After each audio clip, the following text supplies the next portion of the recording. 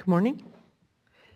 I'm Felicia Marcus, Chair of the Board, and today is Wednesday, August 16th at 9:33 a.m., and the meeting is called to order. With me are, to my left, Vice Chair Stephen Moore, Board Member Didi Diadamo, to my right, Board Member Tam Dodak, and to her right, Board Member Joaquin Esquivel.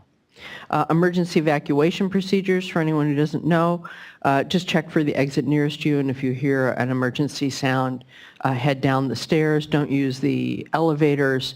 We meet at the corner of J and 10th. If you want to wait with us and find out when the all clear is, I suggest that. And if you need assistance, somebody will help you to a protected area. The workshop's being webcast and recorded, so that means you need to step up to the microphone and make sure it's picking up so that you can be heard on the webcast. And also, if you have any cell phones or other pagers, other noise-making devices, please turn them to silent or off. That's it for the introductory remarks. And with that, we can march right into item number 8, our workshop on the SEP policy. Great, good morning. My name is Matthew Buff-Laban. I'm a supervising water resource control engineer in the Office of Enforcement. And next to me I have Jasmine Oaxaca. And then of course, Chris Kerrigan, director at the end over here. Good morning, board members. Good morning.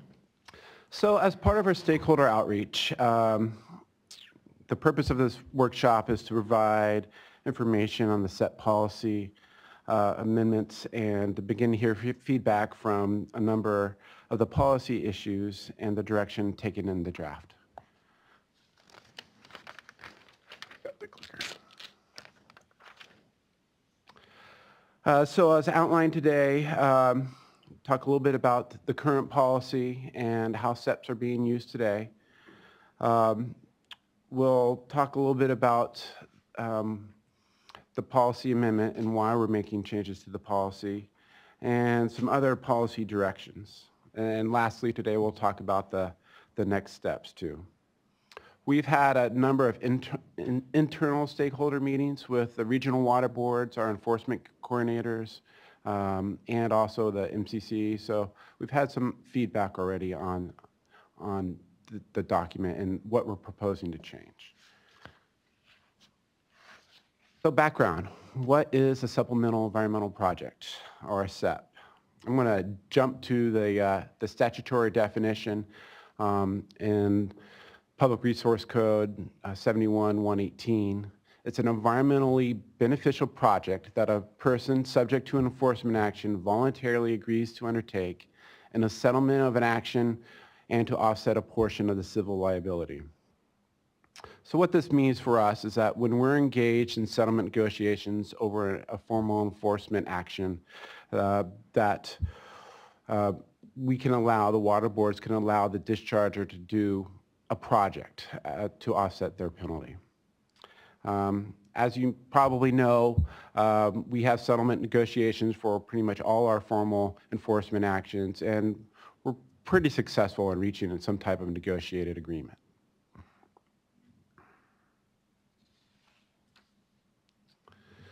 So the current SEP policy was adopted in February of 2009.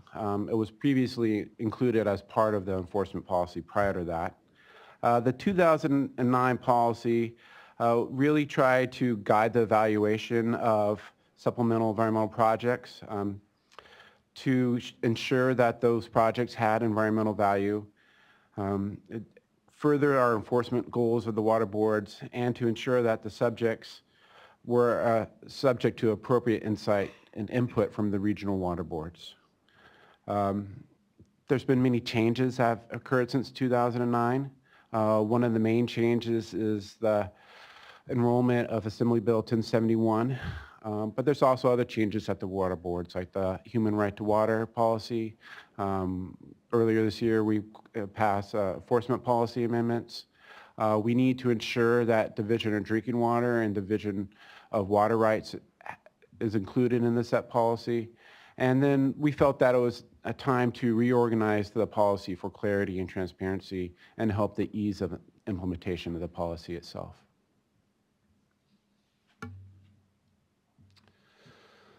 So this chart shows how SEPs have been used as a percentage of the total ACL's administrative civil liability orders since 2000.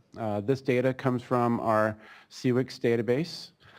And as you can tell from this chart, in the early 2000s, SEPs were about 20 to 25% of our ACLs, and the dollar amounts are fairly substantial, $1 million to up to $7.5 million per year. Then around the time of the 2009 SEP policy, the current policy, there was a pretty dramatic decrease in SEPs that were being utilized.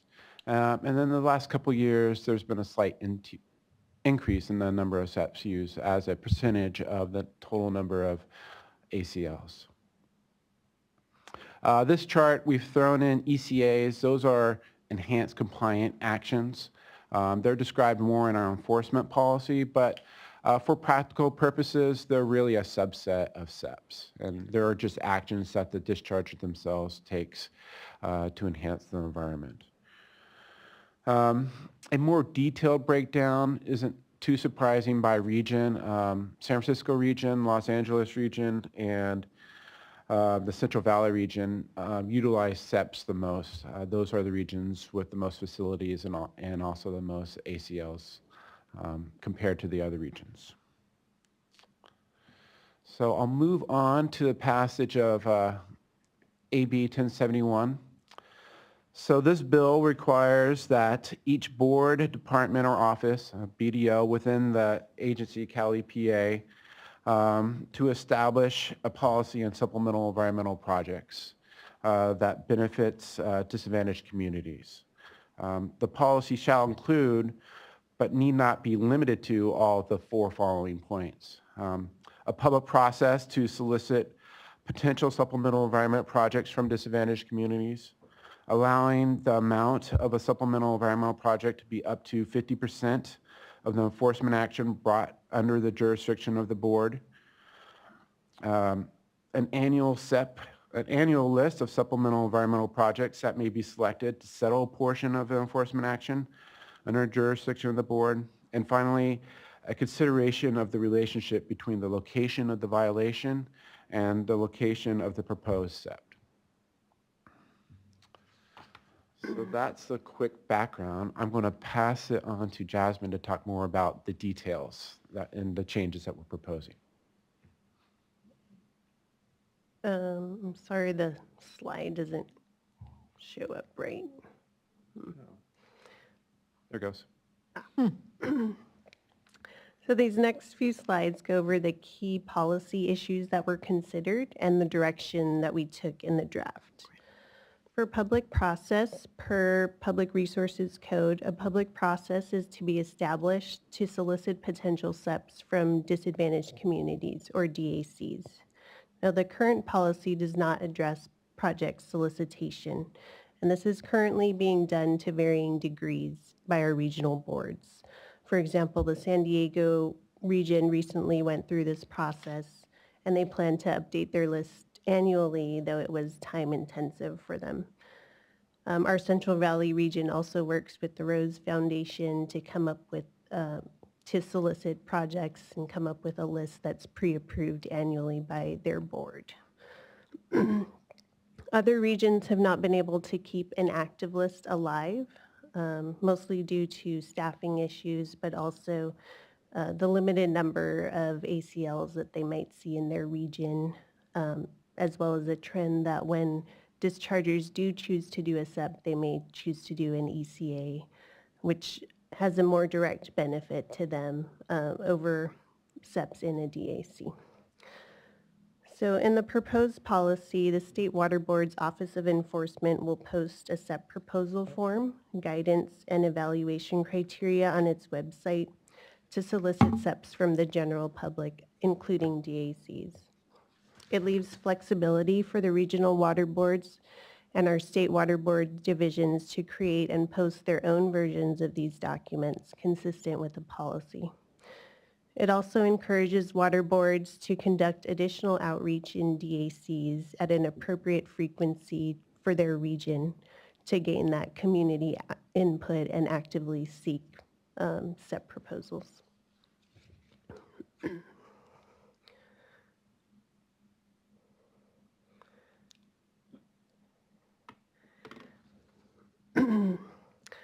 So for the amount of SEP, the amount of SEP shall be up to 50% of the total administrative civil liability. In the current policy, the maximum is 50%, but the OE director can approve SEPs greater than this with compelling justification. And this has happened for a handful of SEPs. Now, the caveat here is that more money to SEPs means less money to our cleanup and abatement account or waste discharge permit fund. And the cleanup and abatement account in particular has had millions of dollars have been going towards drinking water projects and drought emergency projects in DACs in the past couple years. However, more money to SEPs would have a greater potential for restorative justice through the Nexus requirement, which we'll talk about more in a bit. So the proposed policy maintains current language with the addition that SEPs may be approved in amounts greater than 50% if the SEP will be located in or benefit a DAC, an environmental justice community or EJ community, a community with a financial hardship, or if it furthers the human right to water. Question? On this, yeah, quick question. So I appreciate the specificity that links the DAC issue of AB 1071, but the current policy allows a little broader discretion so that a regional board and OE could decide to do more than 50% due to site-specific circumstances that may not involve a DAC. Is that still contemplated in this current policy? Yes, the director can approve SEPs more than 50%. As Chris would probably tell you, he's only approved a handful out of all the actions the last 5 or 6 years for greater than 50%. So it's pretty rare. Yeah, in each case, I felt like exceptional circumstances existed.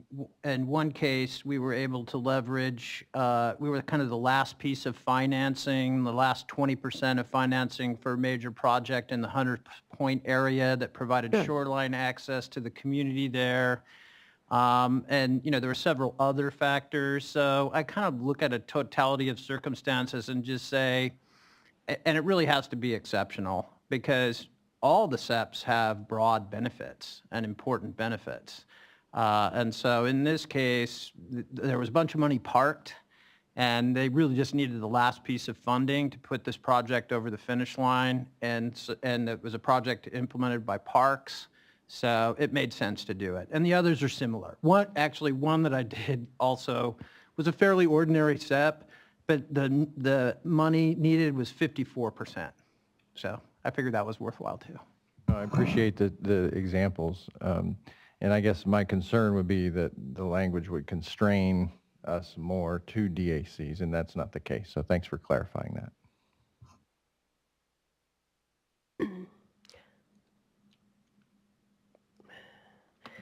For the annual SEP list, per Public Resources Code, there shall be an annual list of SEPs that may be selected to settle a portion of an enforcement action. The current policy states that regional boards may maintain and post a list of potential SEPs, though frequency and criteria are not specified.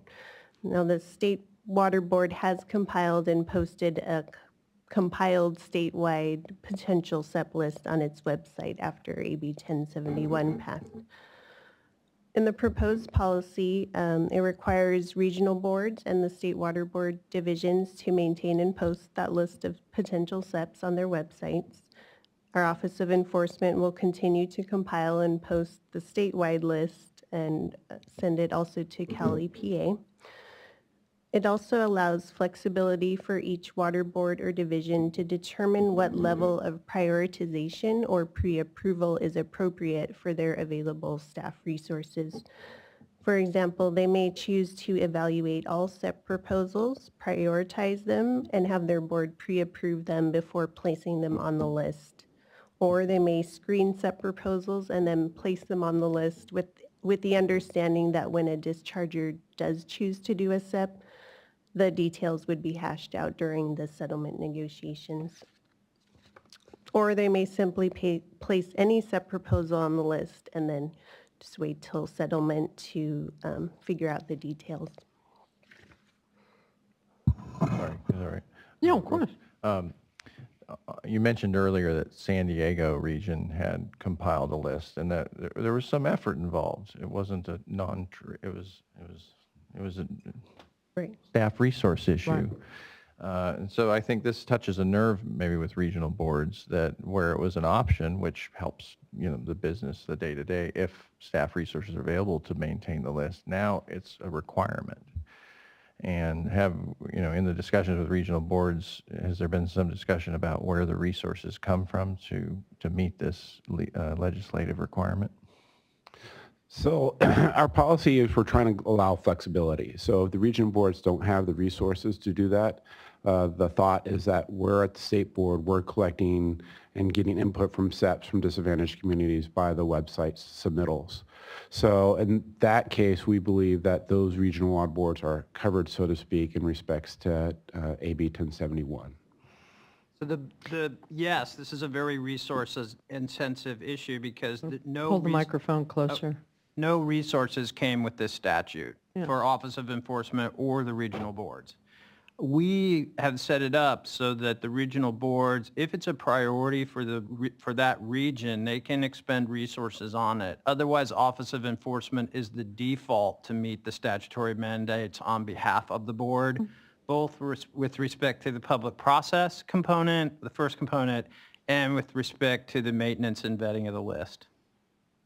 Well, that makes sense. I mean, isn't the purpose of this is to be able to solicit good, having been involved in SEPs, both fighting for them as an advocate, having to do them as a regulated entity, having been enforced against as a nonprofit trying to put them together when folks wanted to do it. It's an interesting arena, and I think it's an interesting balance where you want to do this menu so that folks know what's out there. And do it in advance as opposed to trying to do it as a one-off. On the other hand, you don't need to perfect it because it's just a list. And so the purpose of this is to make it front of mind, to make it accessible. But the idea of fully baking them all in advance seems somewhat wasteful of resources. So on this, I think it's the consciousness about it and the connection that's important rather than working through the details, because you really do have to look at the nexus if you want to, you don't want to be a pinhead about the nexus either. I've been through that one, which is ridiculous in terms of doing something obviously good in a community. But so the balance is how to be sensible about it. And if it turns out that there's a great demand for more of these and it does need to be more fully baked, then you would have a justification for asking for staff. I think just doing this right now, we should be able to handle on our own. I don't mean to be insensitive to it, but you don't have to perfect it as if it were a regulation. It's a different kind of a purpose, is a consciousness purpose as much as anything. Will you be maintaining then a statewide list that incorporates, the San Diego region and other regional boards SEP projects? And is there then an effort to at least somewhat standardize the way that the regional boards, the criteria or the items that they collect information on their list with what we are doing statewide? Is there kind of some interoperability, I guess, between those data sets? Yes, we are already compiling a statewide list, and then moving forward, we will be posting kind of general criteria for what we want to see in a proposed SEP and how we might evaluate, though we've also left flexibility for the regional boards to determine their own guidance. So there's a balance between standardizing, but then allowing for flexibility as well. And so I would add to that too that Cal EPA also has a statewide list for all BDOs, and so our list gets as part of that list too, and they're trying to standardize their web form. So rather than submitting a SEP to each agency, you potentially could just set it to Cal EPA, and then we'll get those and also be able to distribute those ideas down through the regional boards too. That's interesting. So if you have a multimedia enforcement action, you can actually choose one from column A and one from column B or whatever. Potentially, yeah. It's a good idea. So just curious about the relationship between this list and other lists, such as IRWM priority projects.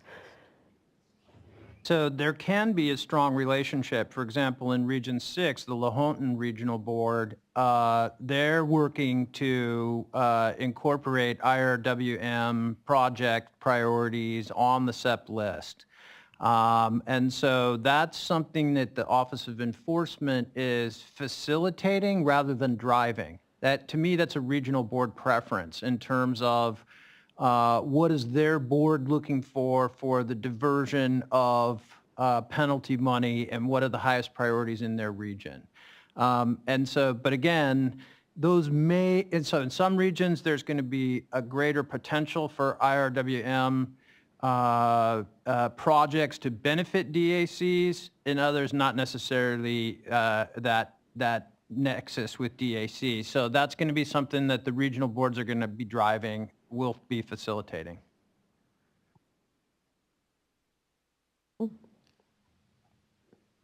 Okay, so moving on to Nexus. For per Public Resources Code, there shall be a relationship between the location of the violation and the location of the proposed SEP. The current policy requires a relationship between the nature or location of the violation and the nature or location of the proposed SEP. So our proposed policy maintains current language and includes a few examples of when an adequate nexus relationship exists between the violation and the SEP.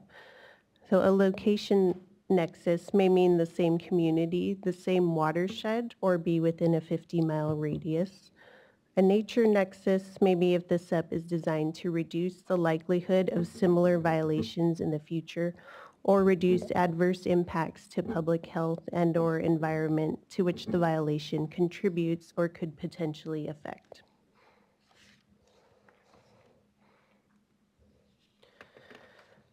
For third-party administered SEPs, we talked about adding more clarity around these requirements, mostly because regional board approaches have evolved over the last couple years and clarification was needed on the use of third parties and who bears the risk of loss should a SEP fail. The proposed policy maintains that the discharger retains liability for SEPs performed by a third party for the discharger until that SEP is successfully completed.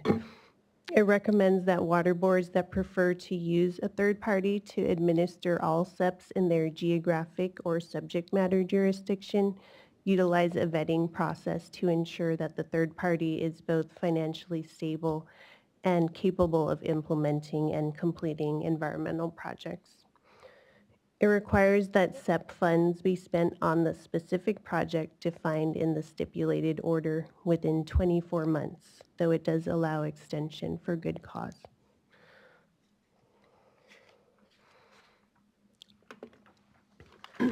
With regards to settlement accounts, we talked about adding requirements around establishing accounts for the placement of funds before SEPs are implemented, as well as adding requirements for monies intended for SEPs that are deposited into third-party managed funds.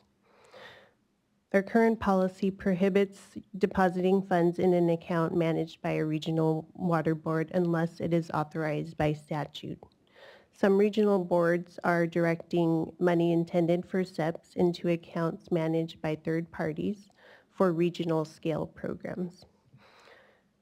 The proposed policy requires SEPs to be specific projects with an adequate nexus to the violation that are defined in the stipulated order.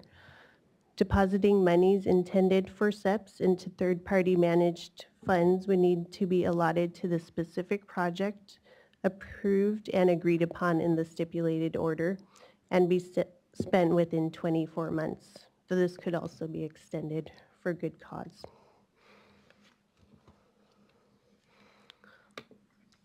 For oversight costs, we talked about modifying oversight provisions to further incentivize SEPs. The current policy requires oversight costs to be paid in addition to the amount of the SEP.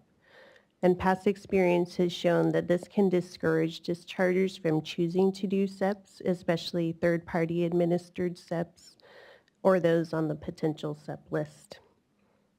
The proposed policy allows oversight costs of up to 10% to be included as part of the total SEP amount if the SEP will be located in or benefit a DAC and EJ community, a community with a financial hardship, or if it furthers the human right to water.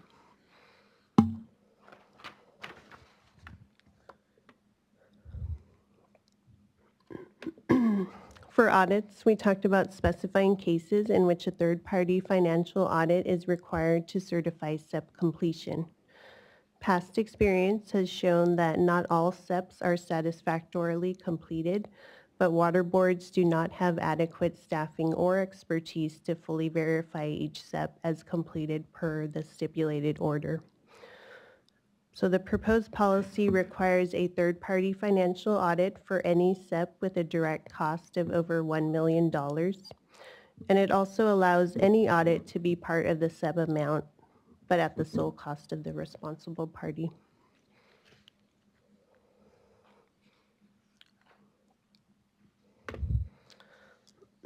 With regards to small settlements, the issue here is adding requirements related to aggregation of several small settlements to fund a larger SEP. The current policy does not contain specific requirements, and this was not discussed previously in our internal outreach, but we would like to solicit feedback during this comment period. So the proposed policy does not yet address this issue, but we could consider placing a cap on the settlement amount eligible to fund a SEP rather than allowing funds to aggregate before going towards a SEP. The aggregation of small settlements to fund a larger SEP may be risky in terms of ensuring Nexus is met and liability sharing as well between various responsible parties if a SEP fails. So this one, you're just asking for ideas. Hopefully it'll come from the field. Okay. So the next steps in our process, the public comment period ends on September 20th, which is the same day as our public hearing. And we're hopeful to address comments and turn it around to move towards adoption at the November 7th meeting. Is there a way to just even put a few days lag time between the comment period ending in the public hearing, or is there a reason why it needs to be before or the same day? I just find that sometimes the meetings clarify things and people might give us better comments if they've heard from everybody else for a few hours. That just happens to mark the end of the 45-day comment period, but, Well, let's just figure out how to stagger it if there's not 60-day. Yeah, comment period. if there's a way to figure out, if there's a way to give, I'm not going to look at the calendar now, but if there's a way to give people a little time, then they get the benefit of whatever our discussion is at the public hearing, and we'll get more finely tuned comments, more of the iteration. You get less Emily Latella and more focus. Sorry, I'm dated. Sorry, dating myself.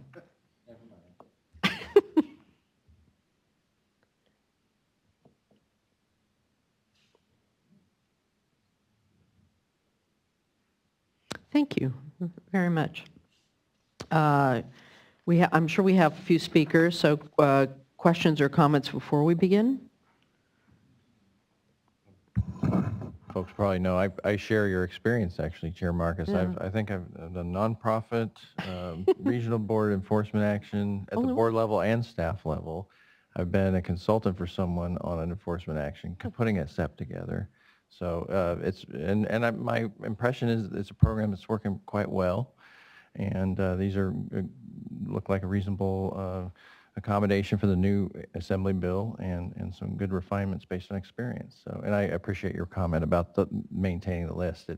It's not a super formal thing, but I think the spirit of it is good because it makes disadvantaged communities aware of this potential resource to help meet community needs, and they don't necessarily know that. And this is one of the tools in their toolbox. So I agree. I don't think the list has to be a terribly onerous undertaking. That's a good point. It also, there's a bit of not matchmaking involved, but it's not like, all of your large entities or entities that are enforced against, they don't necessarily have a relationship with a lot of DAG, so they're not going to come up with it. This just gives them an opportunity to open the doors and give a shot, which I think is good. So just real quickly, I want to compliment you on the PowerPoint. I like the way it was organized. It's really Yeah, that was good. easy to follow the key issues. So thank you very much for that.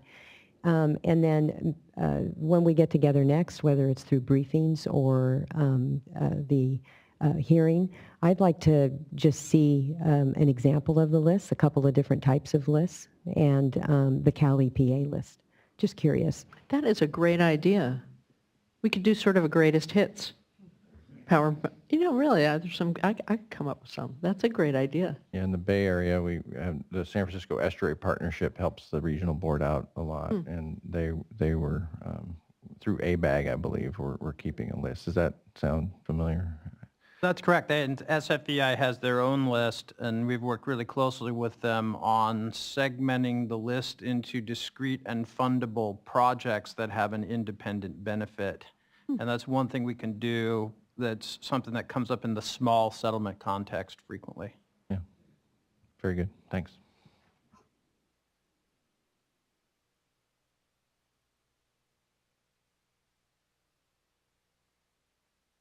All right, just writing a note to myself. Great.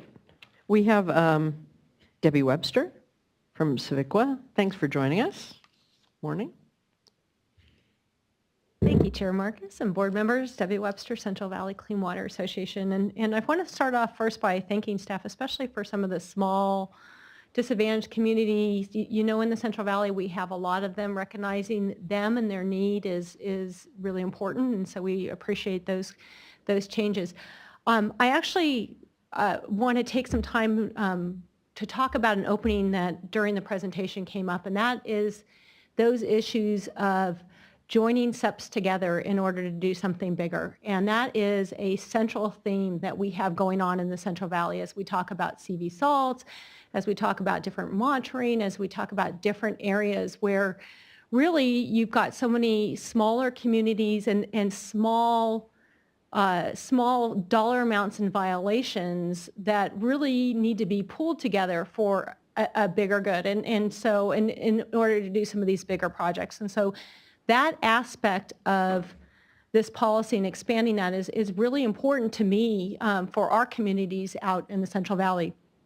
I think I do, the concerns that I have, and I think that they can be addressed, and we'll take a look, we're still formulating our comments, but in that section 6, where it talks about projects that are not acceptable as SEPs, there's some constraints in there that I feel like would hinder those type of projects rather than allow SEPs to be used for them. And I'll give you an example. Yeah, so that'd for be example, so I'm going to look and using the back, it's page 7 of the policy that doesn't have any of the red lines. But for example, on 7s, it talks about studies, assessment, or monitoring programs without a requirement to address the problems identified in the study. And I think as we look at areas just using CV salts, is there a problem with nitrates? Can we go out and do some more monitoring in there? Can those communities, if you say that you can't use a SEP to do that unless you are going to address it, it becomes a big open question. Same things with other types of areas. And it may not be, for example, the sewer area of a treatment plant. It may be somewhere else, but is a nearby community or something there. And so by requiring that nexus, you then just incentivize what is really a truly needed project. That's an example. Others that like when I look at 11 or 12, where it talks about that the actions depend on don't depend on the contribution of individual entities that are not party to the settlement. I think Chris gave a very good example where, you needed that last 10% or last 15% of the funding, and they're not part of that settlement party, but it's coming in there. So there's aspects about those. I think we're going to be putting those in our written comments. But really, the idea to be able to pool your SEPs together, have projects that you can pool your SEPs together, have them that they're able to be phased so that you get to that point where you get something good, because as you know, in the Central Valley, we have some really big projects that we will never have enough SEPs in 2 years in order to make the funding for. So I'm just going to give you a heads up. That's kind of where we're going to be going with some of our comments. And really, we look at SEPs as being a way to really provide those benefits to the communities that would not otherwise happen. So thank you. And thank you. That's exactly what a workshop is for, flagging in advance and getting us all ready for the ongoing conversation. So thank you. Great. Are there other questions or comments? Well, I think that Ms. Webster brings up some good points about us thinking hard critically about the what are not acceptable and how we define those, just to make sure that we don't have unintended consequences and constraints within our policy. That's always been, I put my regional board hat on, I think, in this issue, maybe as much as any, that maximum flexibility has always been appreciated in this, because these settlements are really packages, and having too much constraining language in our policy can get in our way sometimes. But I think you've given a lot of thought going in. I think just to respond briefly to a couple of the comments, and if you look before this in the assessments and audits section, I think the prohibition language that Ms. Webster cites is a little bit too broad, because it is actually inconsistent with our discussion of assessments and audits, which are allowed in the previous section. So we will be looking to add clarifying language on that last exception that she cited. But what we don't want is people doing something they would otherwise be required to do under an investigation order at their own facility. Right. And so that's the intended prohibition there, and that needs to be clarified because it isn't clear from that language. But if you look to the previous section, it kind of says, yeah, you can do audits that do the studies and come up with an environmental strategy. So we need to harmonize those provisions. The second thing, which is really interesting, and I think it's an important distinction between our policy and all the other SEP policies, and that is we allow for a programmatic nexus. So in this situation she described, where you might want to implement a benefit to, say, wetlands restoration from a fill violation, you wouldn't necessarily be confined to the geographic nexus. You could do a programmatic nexus. And I think this is really important in the context of CV salts and all the agricultural issues that are going on in Region 5 right now. They're not necessarily geographically proximate. A beneficial project that would benefit the study of nitrate loading, for example, might arise out of a penalty in Fresno, but the focus of the project might be better in San Joaquin. And the project, Just because you have the perfect project there. right, and that's up to the project proponent, of course, to propose that and think that that's the case. But our expanded concept of nexus, which carries forward from the prior policy that has that programmatic nexus, I think allows us to have more flexibility and yet still have that link between the violation and the benefit. So for example, just to be sure I understand it, let's say in a more physical sense, let's say you've got somebody does fill or does some sort of a wetlands violation, and they could either put back exactly where they harmed it, or with the same total amount of the SEP, there might be just an even better place for whatever the species of concern are that's slightly in a different place. Could you do that? Or would That's really the example that drove that portion of the policy in the previous policy. But we've seen it applied more broadly too. And in irrigated ag is one of those areas where we have seen that. So. Well, that's so interesting. Well, thank you. This was a perfect workshop, quite helpful. Please go ahead. Yeah, just one Sorry. question. Insofar as any sort of initial feedback that you've been getting, is there any commonality in some of the comments that you're receiving, or any sort of insight just so far into the process? We haven't received too much feedback, but certainly, as pointed out, the exceptions list, as Chris was saying, we're going to have to revisit that, make sure we're consistent. And that's the limited feedback we've gotten so far to date. think there's also sort of a misunderstanding in the broader community that's outside the scope of the water boards looking at this, because in most of the other contexts, the money that's not used on a SEP does not go back to an account like the cleanup and abatement account where the board is allocating money to beneficial projects in disadvantaged communities. My sense is, and Mr. Lawfer could opine more accurately on this, and probably the board members are familiar, we're putting $10 or more million first off the top in the cleanup and abatement account into disadvantaged communities. So that's not happening with the other BDO accounts, right? They don't have control over that kind of money in that way. So encouraging SEPs to benefit disadvantaged communities in the other contexts and affirmatively, really pushing that is something with the other BDOs that's really, really important.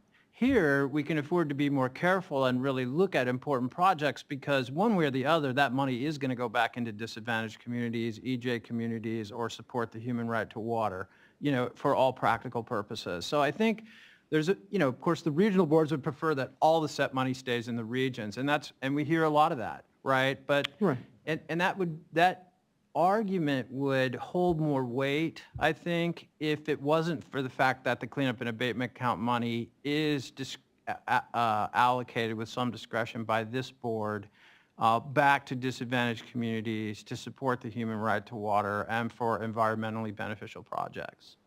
That's right, and you also have the optical problem of an incentive for enforcement to fill a pot, so it's better to have it one step removed. Also, it's also, I think, worth noting that the SEP process really helps with relationships, in my experience. That it's really hard for a local public agency to deal with an enforcement action. And you would know through your experience. It's a visceral. It's a difficult process, and so the SEP provides a way for a local agency to turn, I guess, the overused phrase, lemons into lemonade, but, just to put resources back into their community to create better, stronger relationships and trust. And it helps with the relationship between the regional board and the regulated entities as well. That's a really good point. The other issue is that to a certain extent, particularly if the enforcement is against a public agency, you're kind of victimizing the public twice if there's an environmental violation and the money just goes into a coffer. So I also think it's helpful to do something in the community, so it gives you that flexibility. I guess the ECAs do the same thing. Well, good. Anything else? We could keep going on because we love this topic so much, but thank you. Appreciate it, and thank you all for joining us, as well as the work that you'll do in order to assist us. All right. Mr. Lawfer, now we adjourn into closed session, and you'll announce what we're talking about. That's correct. The board is going to be meeting on both items identified on the closed session agenda, a personnel item, and then also the water fix closed session.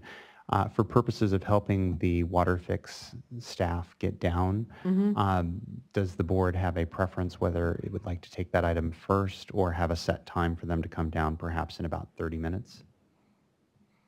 I'm deferring to you. 30 minutes enough, you think? Yeah, I think 30 minutes is enough, but we'll probably take a 10-minute break before we start. That's fine. I think 20 minutes is enough. Yeah. All right. Thank you all. Thanks for joining us.